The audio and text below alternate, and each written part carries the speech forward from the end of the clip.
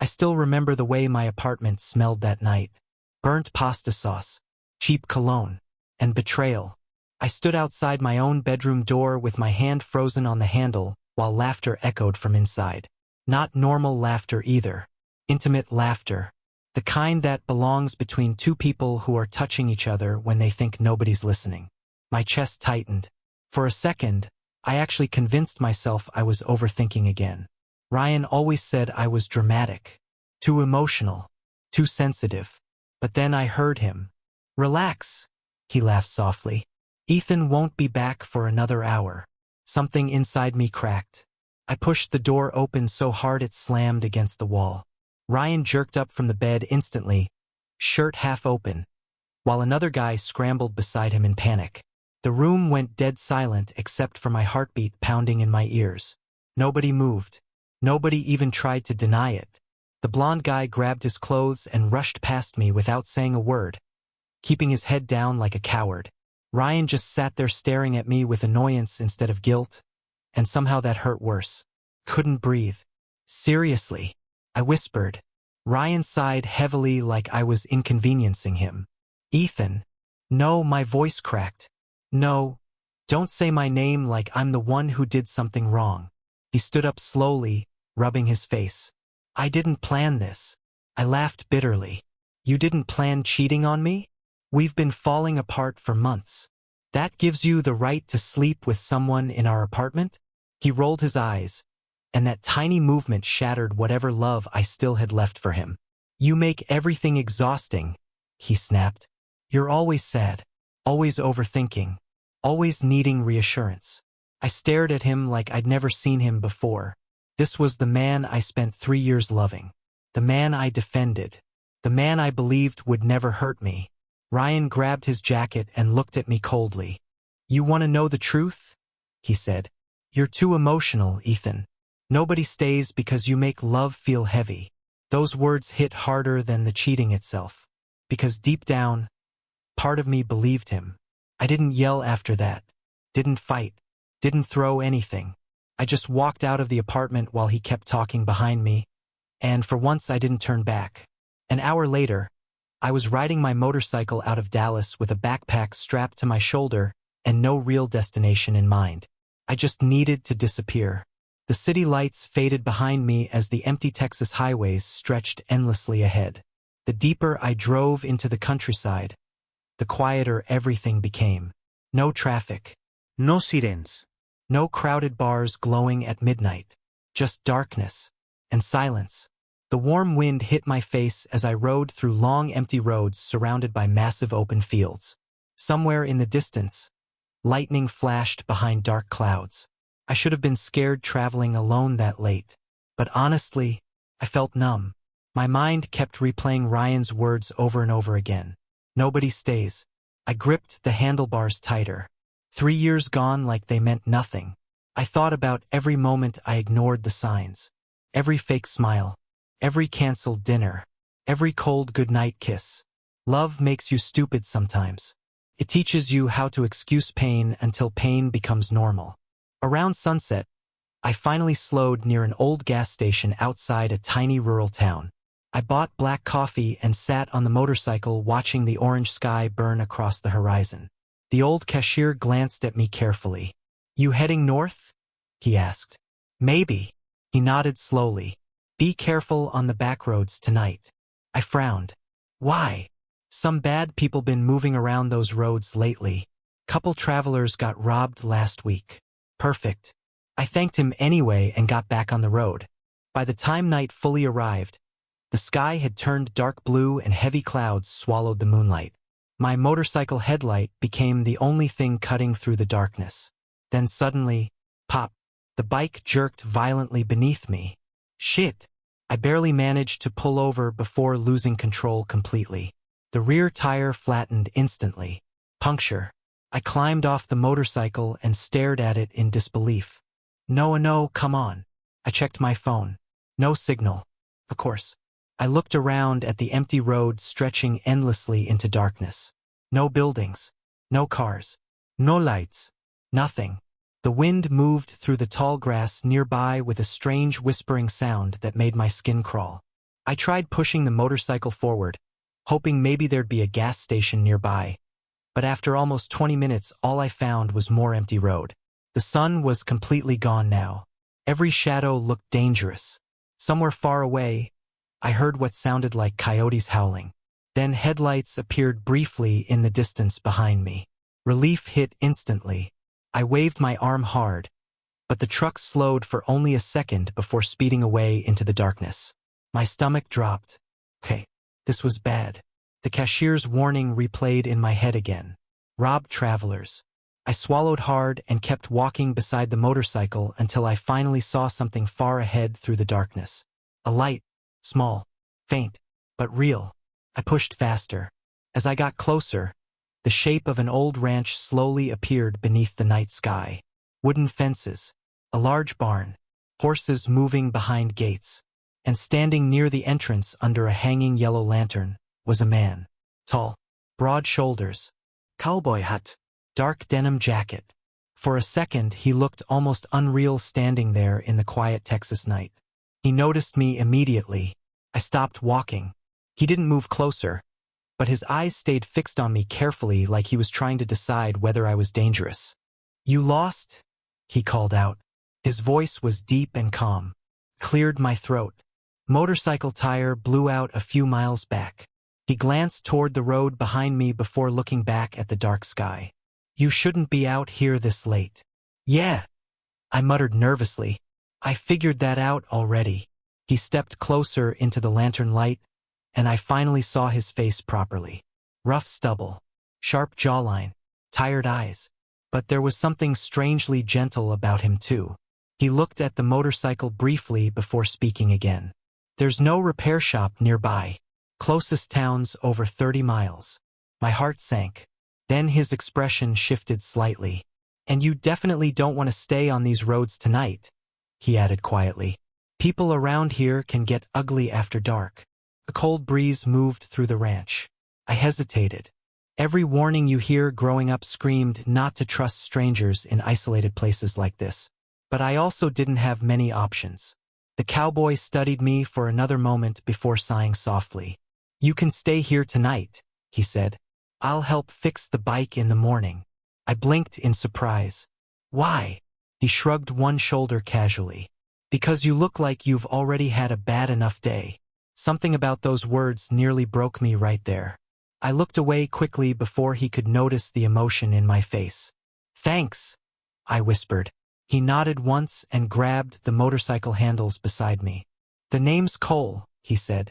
And somehow, standing there beside that lonely ranch under the dark Texas sky, hearing his voice for the first time, I had no idea my life was about to change forever. Cole pushed the motorcycle into the barn while I followed him quietly through the ranch. The place was smaller than I expected. Old wooden fences surrounded the property, and a few horses lifted their heads curiously as we passed. Somewhere nearby, wind chimes moved softly in the cold night breeze. The ranch house itself looked old but warm. Yellow light glowed through the windows, making the darkness outside feel even colder. "You hungry?" Cole asked as he opened the door. I realized I hadn't eaten since morning. "Yeah," I admitted. The inside smelled like coffee, cedar wood, and something cooking slowly in a pot. It wasn't fancy. Just a small living room connected to a kitchen with old furniture and faded photographs hanging on the walls. But somehow it felt peaceful. Safe. Cole removed his hat and set it on the table. Without it, his dark hair fell slightly over his forehead. He looked younger than I first thought. "Bathroom's down the hall," he said. "You can wash up if you want." I nodded quietly and disappeared into the bathroom, staring at my reflection once the door closed. I looked exhausted. My eyes were red from lack of sleep and crying earlier. My face still carried the pain Ryan left behind. Nobody stays. I turned on the sink quickly, trying to drown out the memory. When I came back out, Cole was standing near the stove stirring chili in a pot while country music played softly from an old radio nearby. "You cook too?" I asked. He glanced over his shoulder with the smallest smile. "Out here you learn to do everything yourself." I sat carefully at the small kitchen table while rain finally started tapping against the windows outside. The silence between us wasn't awkward. It was strangely calm. Cole placed a bowl in front of me before sitting across from me with his own. "Thanks," I said quietly. He shrugged. "You looked like you needed a hot meal." For a few minutes we just ate while rain poured harder outside. Thunder rumbled somewhere far away. Then he finally looked at me properly. "So," he said, "what were you running from?" The question caught me off guard. I stared down at the bowl. "Who says I was running?" Cole leaned back slightly. "People don't usually drive alone into the middle of nowhere, looking like the world ended behind them." I let out a soft laugh despite myself. Then my smile disappeared. "My boyfriend cheated on me." Cole's expression changed instantly. Not pity. Understanding. That fresh. About 6 hours fresh. Damn. I swallowed hard. 3 years together. I shook my head slowly. Guess I wasn't enough in the end. Cole looked away for a second before speaking quietly. "Sometimes people break things that don't deserve breaking." Something about the way he said it made me look at him carefully. "You sound experienced." For a moment he didn't answer. Rain hammered harder against the roof. Then finally he stood up, grabbed 2 beers from the fridge, and handed me one before sitting back down. "I used to live in Austin," he said quietly. "Long time ago." "What happened?" A faint bitter smile crossed his face. "I fell in love." The words hung between us heavily. I blinked in surprise, though part of me already knew. "There was this guy," Cole continued, "back when I was still riding rodeos. We kept everything secret for years." He stared at the beer bottle in his hands. "My father found out eventually." I stayed silent. Cole laughed softly without humor. "Old Texas cowboy family didn't exactly take it well." "What did they do?" His jaw tightened. "They made me choose." A cold feeling spread through my chest. And I left." The room fell quiet except for the storm outside. I looked around the ranch slowly. "So you came here?" "Yeah." "You live alone?" "For the most part." There was sadness in his voice that felt deeper than loneliness. Like someone who got used to silence because silence hurt less than rejection. I understood that feeling too well. For the first time all day, I didn't feel alone with my pain anymore. Cole stood up after dinner and grabbed his flashlight. "I should check your motorcycle before the storm gets worse." "I'll help." We walked together through the rain toward the barn while thunder rolled overhead. Inside, the smell of hay and horses wrapped around us warmly while rain hammered the roof above. Cole crouched beside the motorcycle tire while I held the flashlight for him. "You really know what you're doing," I said. "Used to fix trucks for extra cash growing up." His hands worked carefully over the damaged tire while his sleeves rolled slightly past his forearms. I hated how attractive I found him. Maybe it was the loneliness talking. Or maybe it was the way he looked at me like I mattered. At one point our hands brushed accidentally when I handed him a tool. Both of us paused. Just for a second. But I felt it. That tiny spark. Cole looked up at me slowly, and suddenly the air inside the barn felt too warm. Then headlights suddenly flashed outside. Both of us froze. A truck rolled slowly past the ranch entrance. Not stopping. Just watching. Cole's entire expression changed instantly. Sharp. Alert. The truck disappeared briefly before circling back again. "Stay here," he said quietly. My stomach tightened. "What is that?" He grabbed an old rifle hanging nearby. "Probably nothing." "That doesn't look like nothing."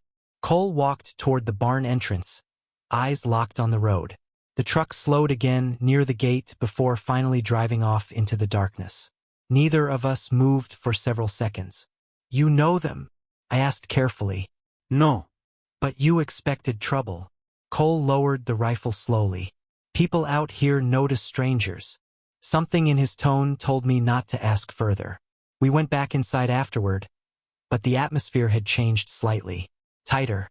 More cautious. Still strangely intimate. Later that night, Cole showed me the bedroom, and my heart nearly stopped. There was only one bed. A small one. Cole noticed my expression immediately. "You take it," he said. I'll sleep on the couch. No way, I said instantly. I've slept there before. And I'm not making you do it again. It's fine. I shook my head firmly. We can share. The moment the words left my mouth, tension filled the room instantly. Cole rubbed the back of his neck awkwardly. You sure? I tried acting calmer than I felt.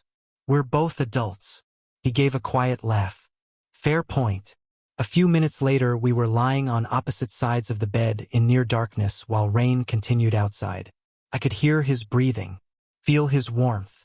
God, this was dangerous. So, Cole said quietly into the darkness, you always trust strangers this easily? I smiled faintly at the ceiling. No. Then why trust me? I thought about it for a moment. You don't look at me like I'm broken. Silence filled the room. Then Cole answered softly. Maybe because I know what broken looks like. Something painful twisted in my chest. Hours passed while we kept talking quietly in the dark. About music, childhood memories, regrets, dreams we gave up on. And somewhere between those conversations, the loneliness inside me started fading. At some point during the night, exhaustion finally pulled me to sleep. But later, I woke suddenly from a nightmare. Ryan's voice echoed in my head again. Nobody stays. I sat up, breathing hard before realizing where I was. The ranch. The storm. Cole. Hey! His sleepy voice murmured beside me. You okay? I covered my face tiredly. Yeah, just a bad dream. A pause. Then I felt his hand touch my wrist gently in the darkness. Not romantic. Not forced. Just comforting. It's over, he said softly. And lying there beside that lonely cowboy while rain fell outside the ranch house, I realized that, for the first time in a very long time, I actually felt safe. By the third day at the ranch, I stopped pretending I was only staying because of the motorcycle. The truth was, I didn't want to leave. Something about that place healed parts of me I thought were permanently damaged. Maybe it was the quiet mornings. Maybe it was the endless Texas sunsets stretching across open fields. Or maybe it was Cole himself. Life with him felt simple in a way I'd forgotten life could be. We spent mornings repairing fences together while country music played from an old speaker clipped near the barn. Afternoons turned into horseback rides through open land that seemed to go on forever. At night, we cooked dinner side by side while arguing over music and laughing like we'd known each other for years instead of days. And slowly, without even realizing it, I started falling for him. Hard. The worst part was I couldn't tell if he felt the same way. Sometimes I'd catch him staring at me when he thought I wasn't looking. Sometimes his hand would linger against mine for a second too long. Sometimes the tension between us became so thick it was impossible to ignore. But neither of us crossed that line. Maybe we were both scared. One evening, we sat outside the barn watching the sunset paint the sky orange and gold while the horses wandered nearby peacefully. Cole leaned against the wooden fence beside me, beer bottle hanging loosely in his hand. You smile more now, he said suddenly. I glanced at him. Doi. Yeah. I looked down at the dirt beneath my boots. You make it easy.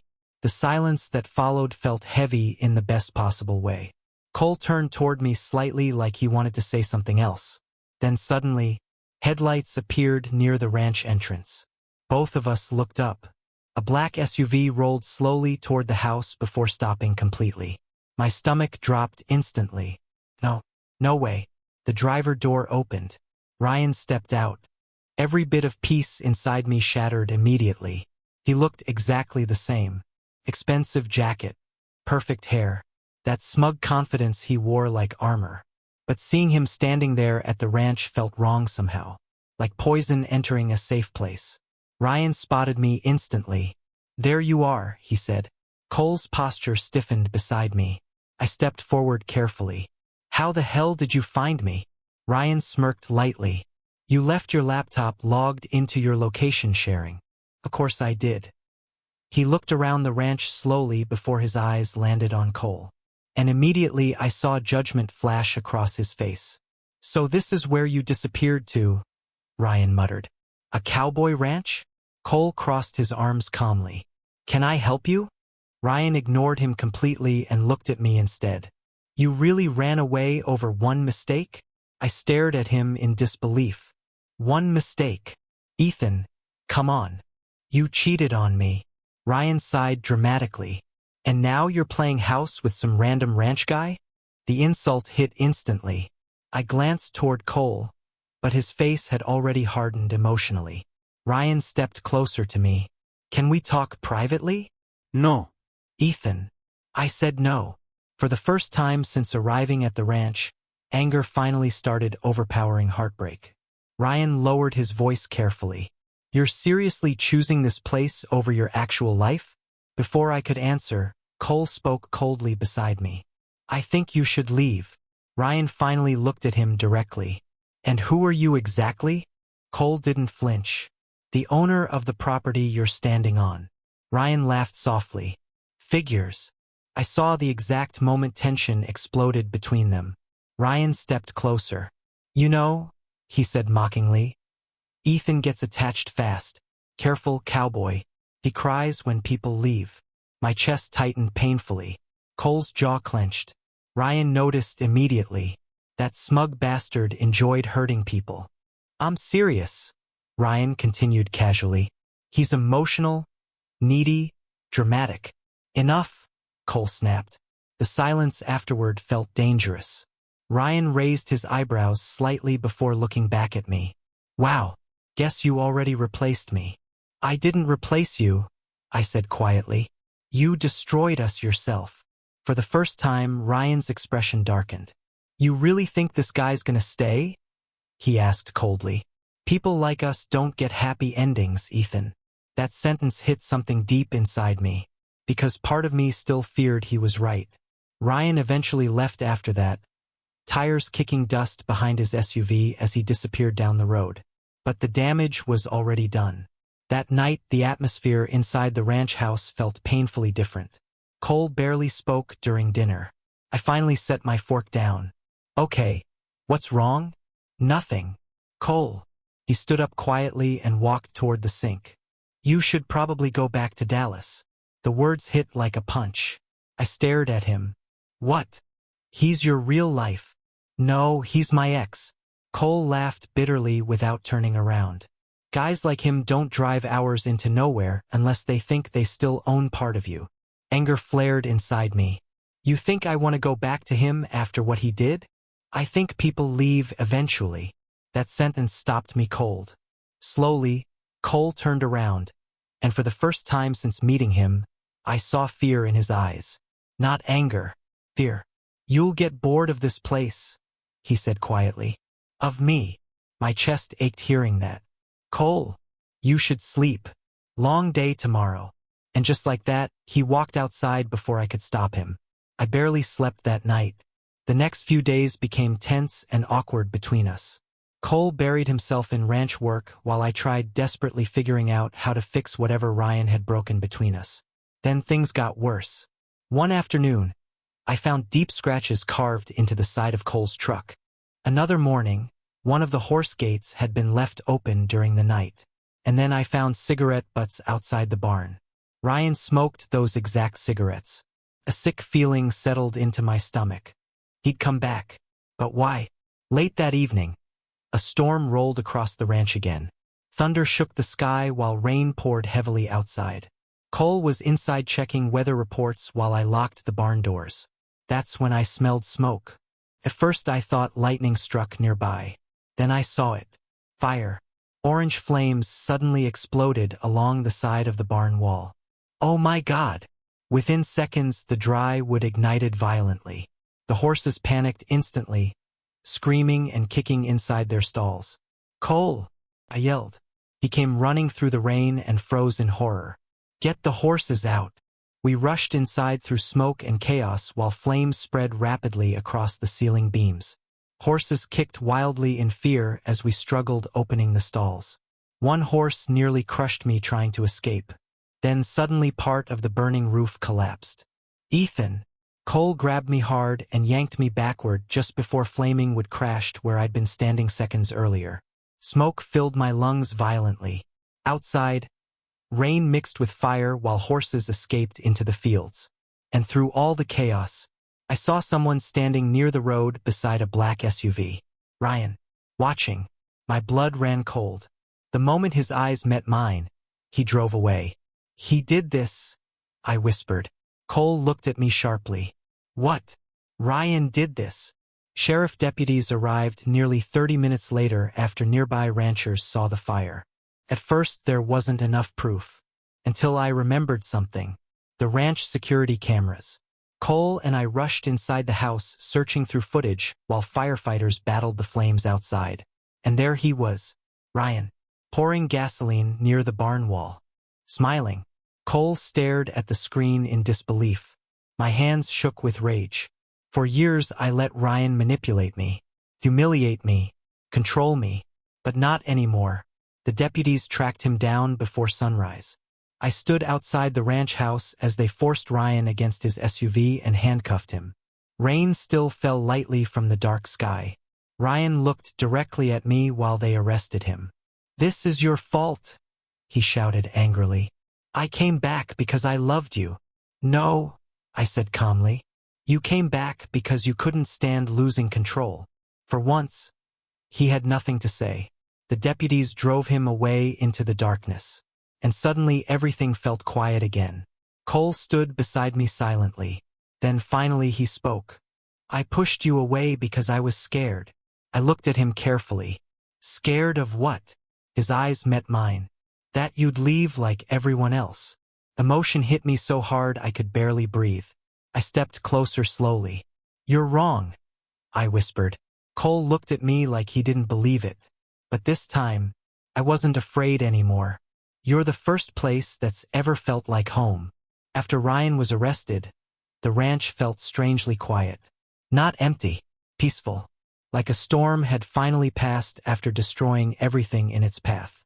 The burned side of the barn still smelled faintly like smoke for days afterward. But little by little, life started returning to normal. We repaired fences together, rebuilt damaged stalls, cleaned ash from the ground while country music played softly from the radio again.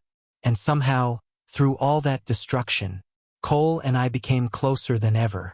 There were no more walls between us after that night. No pretending. No running.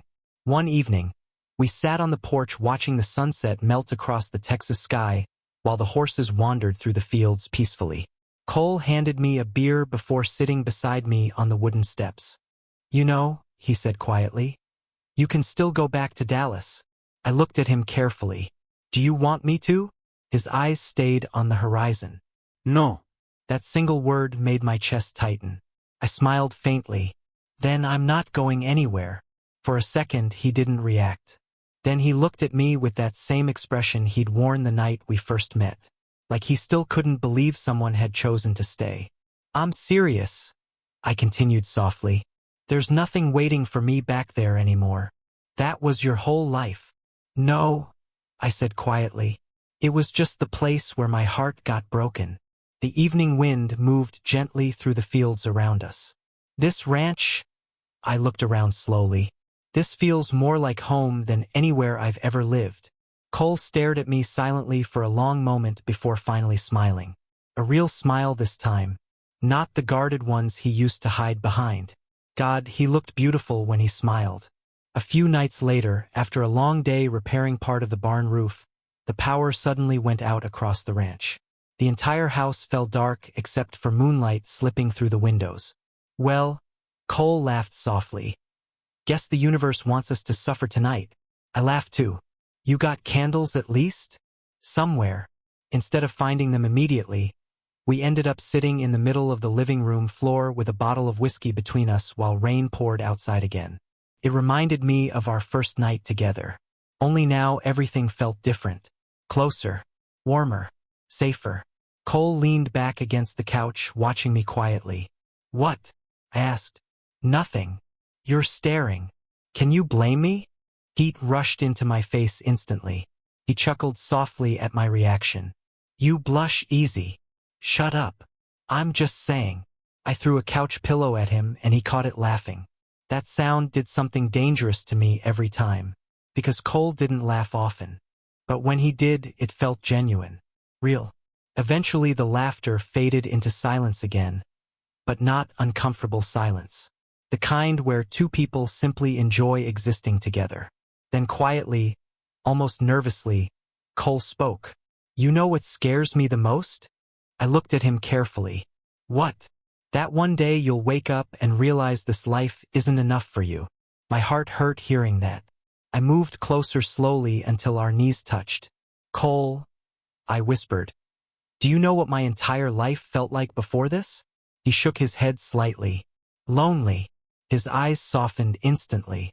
"I spent years trying to convince people to love me," I admitted quietly. "Trying to be enough for someone who kept making me feel replaceable." The rain outside grew heavier. "But here," I smiled faintly, "I don't have to beg for peace anymore." Cole looked down for a second like those words hit somewhere deep inside him. Then finally he asked quietly, "And I give you peace?"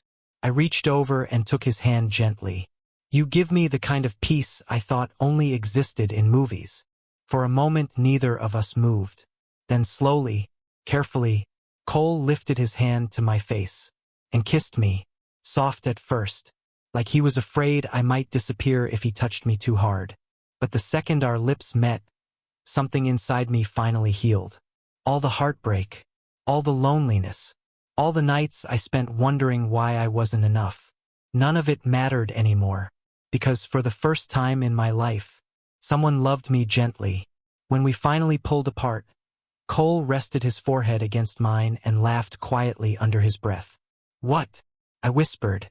"You have no idea how long I've wanted to do that." I smiled. "Then what took you so long, Cowboy?" "Fear." I understood that answer completely. Months passed after that, and somehow the ranch slowly became our life together. I officially moved in by winter. My motorcycle stayed parked beside the barn most days because I barely wanted to leave the property anymore. I started helping with ranch work permanently while also doing graphic design remotely online. The small nearby town eventually figured out Cole and I were together. Some people stared, some whispered, but others surprised us. An older woman from the local diner started giving us free pie every Sunday. One rancher simply shrugged and told Cole, "Long as you're happy, that's your business." And honestly, that acceptance meant more than I expected, especially for Cole. For years, he'd hidden himself from the world. But now he laughed easier, smiled more, lived more openly. One night near springtime, we danced together slowly inside the barn, while old country music echoed softly around us. Lantern lights hung from wooden beams above while rain tapped gently outside. I rested my head against his chest while we moved slowly together. "If someone told me a year ago this would be my life," I murmured, "I never would have believed them." Cole kissed the top of my head softly. "Good thing life doesn't ask permission."